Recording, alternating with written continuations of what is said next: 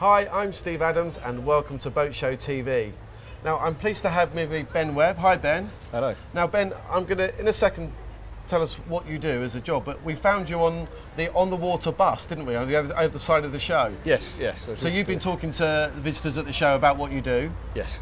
And you are the first Superyacht captain I've ever met. Right. So do I salute you or No. It's a bit more casual Purely than that. informal. Yes. So you're a Superyacht captain. Yes. I've always wondered, what is the definition? When does a yacht become a super yacht? Usually the rule of thumb, anything bigger than about 40 metres is a super yacht. Anything 40 metres. That's the kind of rule of thumb. And yes, very rough. expensive. Very expensive, yes. And luxurious. And luxurious. I guess they'll go hand in hand once you get to that sort of level. Yeah. So, super yacht captain, you're driving a very, very big boat. Yes. Yeah. All around the world, I guess. So, tell me about how you end up as super yacht captain. What kind of qualifications do you get, and how long does that take? I went the commercial route. I used to work on commercial ships, and I had a cadet period where about 3 years I trained as a cadet to be a deck officer. So you get your basic officer of the watch ticket, which is your basic ship's driver's license. Okay, yep. You then do a few more months at sea, go back to college, do some more time, a year, to get your chief officer's license. Then you go back to sea again, do a few more months, and you get to get your captain's license. And for me, I did that fairly quickly, and that took about 10 years. The commercial side.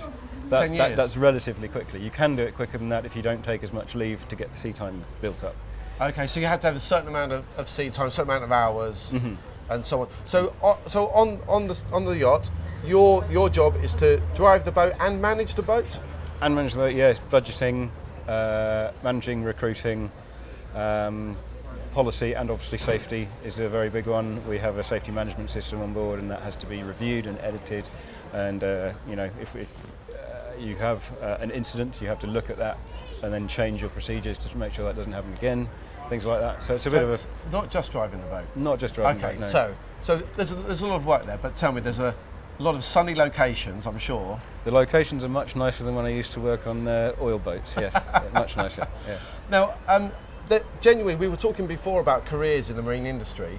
The super yacht industry is a big employer for different roles, isn't it? It is, yes, yeah. So give me an idea. Obviously, I can't all be captain. No. But there are a lot of other roles that people train for, aren't there? Sure, we've basically got 3 departments. We have deck, which is the guys who drive it and clean it. The officers drive it, the deck hands clean it.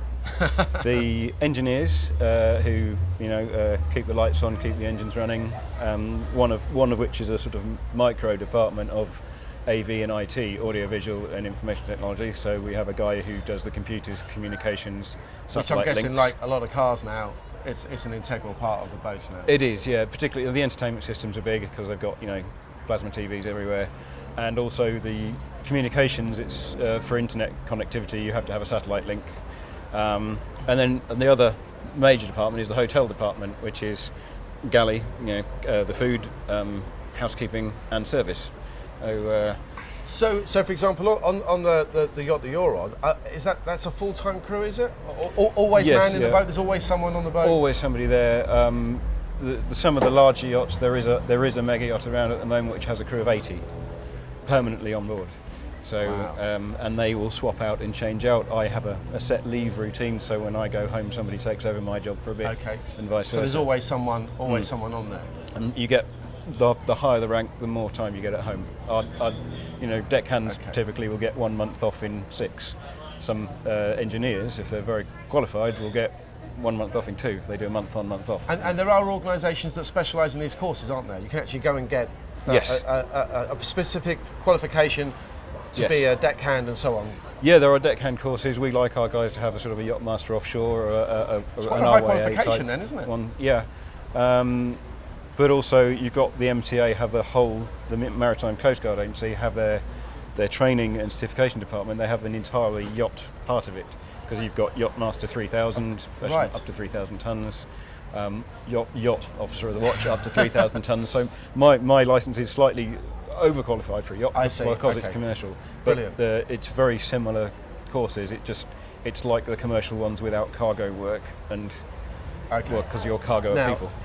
We can't not talk about the fact that super yachts are always talked about in association with mega stars and famous people. Yeah. I have actually been on Steven Spielberg's super yacht at the Monaco Boat Show. Very nice. And had a look around, and it was very nice. Yeah. But do the owners of the boats, are they on them very often? This is always the thing I wonder. You got this crew working hard all the time. Yeah. Do they just come on and have dinner and go off, or do they genuinely love to be on the boat and go out? It depends. It's very, very much varies from owner to owner. Some owners, you might have a year where you see them for a couple of weeks. Other owners live on them permanently. Okay. So it's very much, it's up to up to your owner really. What they want to do. Some of them, when they're not being used by their owner, get chartered out to not so much make a profit, but just sort of slightly mitigate the huge cost of running it. And to keep it running. Okay, so you want to keep it running in a way, don't you? You've got that amount of people there and so on. So you obviously enjoy the lifestyle. It is good, yeah, it's interesting. You get a lot of travel.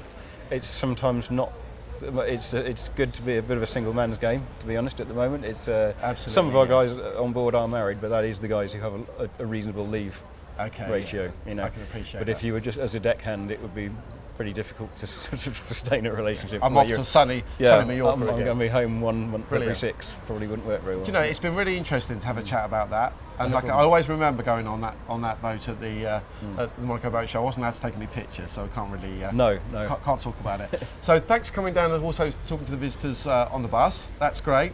And genuinely, that is a big employer, and if you want to find out more, there's plenty of careers advice here at the show, and who knows, you could end up on a beautiful yacht somewhere in a sunny location, even with Ben.